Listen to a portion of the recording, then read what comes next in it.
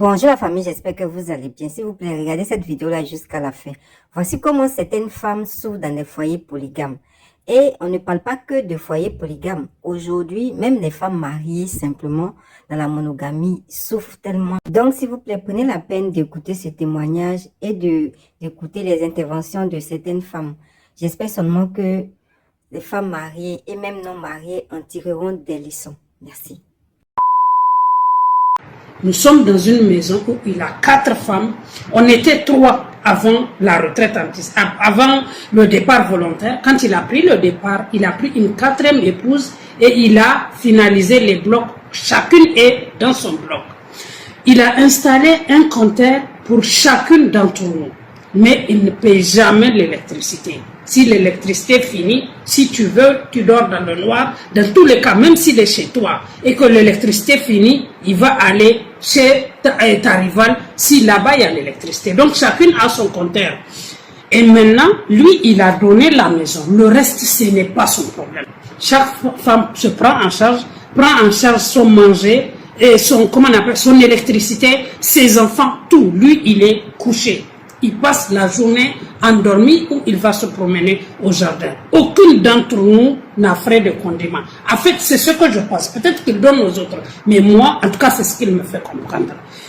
Hélas, en réalité, on est toutes plus ou moins jeunes dans des groupes de foyers avec beaucoup d'amis tout autour. Et on est dans une rivalité. Chacune est chez les marabouts. Chacune est chez les imams. Mais mieux, chacune a envie comme lui. En réalité, il ne respecte pas une question de tour. C'est la table la plus garnie. Si il arrive à midi, il va regarder dans les 4 maisons, dans les 4 blocs, laquelle a fait pintade, c'est là-bas, il s'assoit, il mange et il va à ses occupations. S'il se réveille le matin, il rentre dans ta douche, il n'y a pas de savon qui le convient, il va aller chez ta rivale. Si là-bas, il y a mieux, il te quitte, il va là-bas. Donc, comme on est conscient du fait que quand il n'est pas satisfait chez toi, il va aller chez ta rivale, et comme aucune n'a envie que sa rivale se moque d'elle, donc on est dans une concurrence sans commune mesure. Madame, je suis surendettée. Tout ce que je gagne, chaque marabout me dit, il va quitter les autres. C'est toi sa préférée, mais en réalité, aujourd'hui, je ne peux même pas aller au bureau parce que quand j'arrive, quand c'est la fin du mois, là où j'ai pris Bazin, là où j'ai pris ceci, les gens, en fait, je ne sais plus où mettre la tête. Et je lui ai dit, tu as combien d'enfants? Elle me dit, elle en a 2. Je lui dis, ce monsieur-là qui est couché, endormi, il ne te nourrit pas. En fait, il vous loge, mais c'est vous qui le prenez en charge. Qu'est-ce que tu gagnes à aller en concurrence avec 3 femmes pour te retrouver? Est-ce que tout ce que tu as fait en sorte que tu l'as fidélisé? Elle me dit même pas. Le jour où je n'ai pas les moyens de lui mettre du poisson ou du poulet, il va chez les autres. Regardez-moi un commentaire comme ça. Elle dit, elle a vu polygamie dans le studio. Ça là même, c'est pas Malpalia qui est là. Dieu même dit, à partir de 7 ans là, on doit séparer les filles des garçons. Ça veut dire que déjà, toi et puis ta famille nucléaire, là, vous devez faire 2 chambres salon. Ou bien, parce que Dieu dit, il faut mettre les filles, il faut faire dormir les filles à part et les garçons à part. Ça sous-entend que toi-même, dans ta propre famille même, tu as déjà 2 chambres salon. Maintenant, comment toi tu peux venir faire polygamie dans le studio? C'est pas partout ce qu'elle a là. D'abord, l'affaire de polygamie là, on va essayer d'être clair et net. Ce n'est pas que les musulmans. Donc arrêtez quand on parle de polygamie, vous vous sentez visé tout de suite. Vous les hommes musulmans là, tout de suite. Ce n'est pas que les hommes musulmans qui sont polygames. Ok, là on est clair. Mais je ne sais pas, depuis un certain moment, les guides religieux l'avaient sorti pour convaincre les femmes, nous faire réciter des versets pour dire que non, la polygamie, c'est comme ça. Même comment on appelle, le prophète même avait 3 femmes, avait 4 femmes, avait ceci. Ce n'est pas de ça qu'il s'agit. On dit, une femme qui veut être dans un foyer polygame, c'est son choix. Elle est libre. C'est le choix de vue de tout un chacun d'entre nous. On n'empêche personne d'être dans un foyer polygame. Ça, on est d'accord.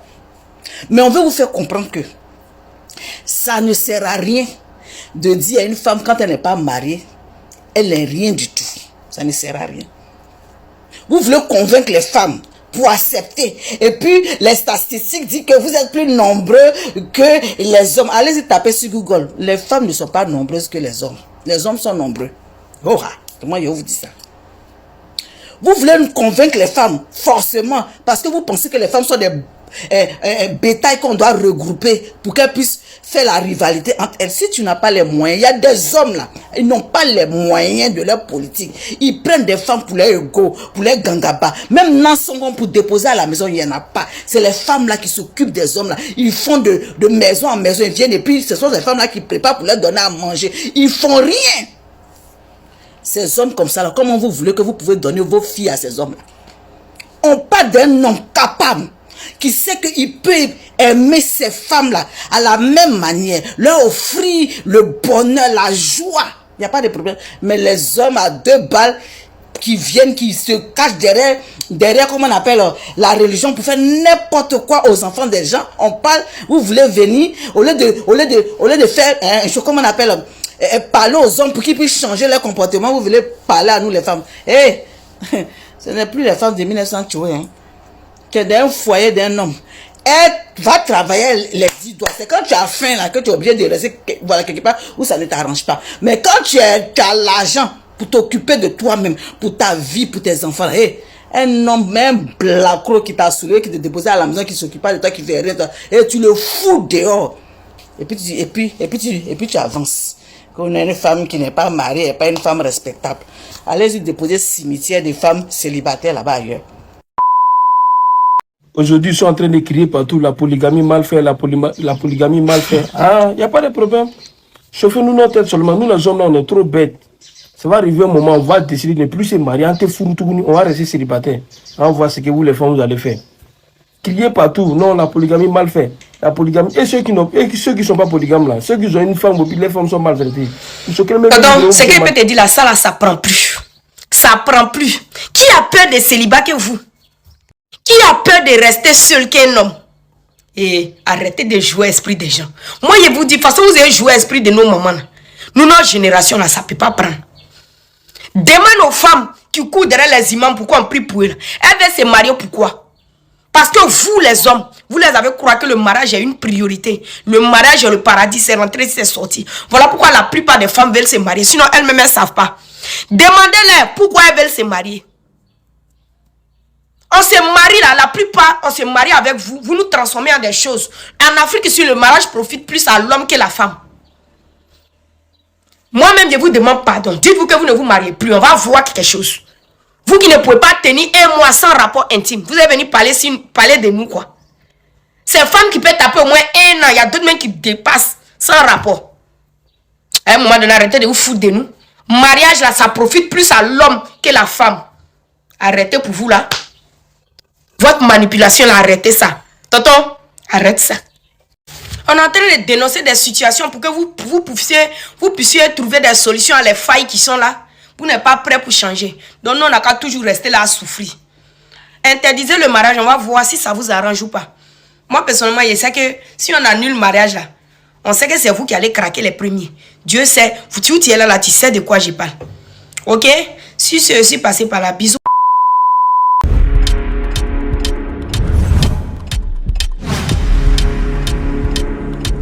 Merci à tous d'avoir suivi la vidéo jusqu'à la fin. Avant tout propos, n'oubliez pas de vous abonner, de liker, de cliquer sur la cloche de notification pour ne rien rater de nos sorties de vidéos.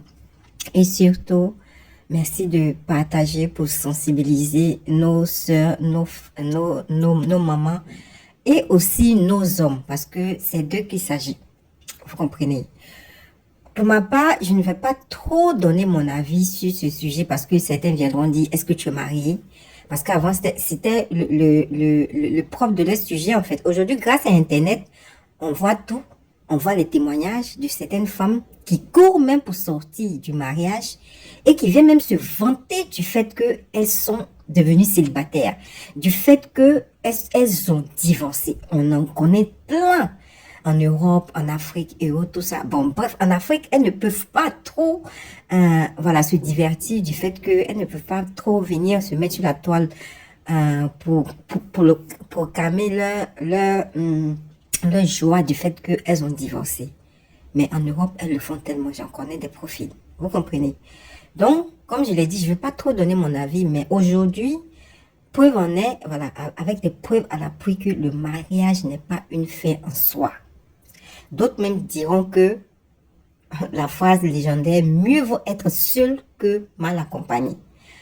Étant une femme mature et expérimentée, ayant eu certaines relations qui ont échoué, parce que quand on est dans une relation, on vise le mariage. Quand on est dans une relation avec quelqu'un, que tu fais 3 ans, 4 ans, 5 ans avec une personne et que, voilà, au final, c'est peine perdue, mon cher. À la fin, c'est mieux vaut être seul que mal accompagné.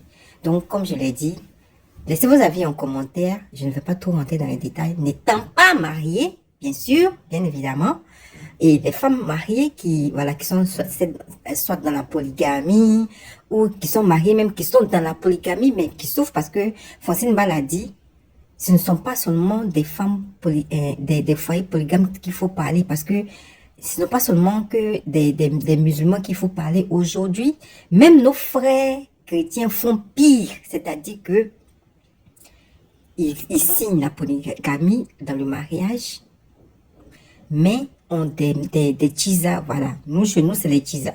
On des tchisa à gauche, à droite, 2, 3, 4. C'est souvent à leur mort qu'on entend parler de ces tchisa avec ces nombreux enfants. Vous comprenez? Donc, les femmes, en conclusion, les femmes d'aujourd'hui souffrent tellement, surtout les femmes mariées, à telle enseigne que tellement beaucoup ont compris. Certaines femmes même vomissent le mariage. Certaines femmes vomissent le mariage. Vous n'avez pas été. Certaines femmes qui sont surtout indépendantes vomissent le mariage.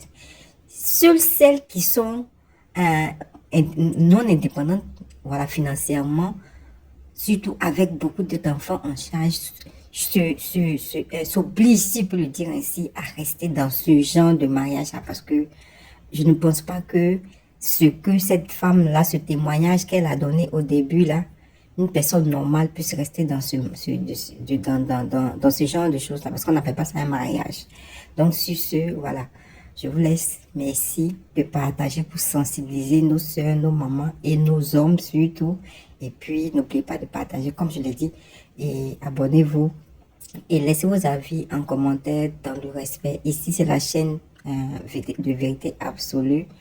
On partage ici des vidéos de faits divers, de faits de société, d'actualité, buzz et tout ça quand il y en a.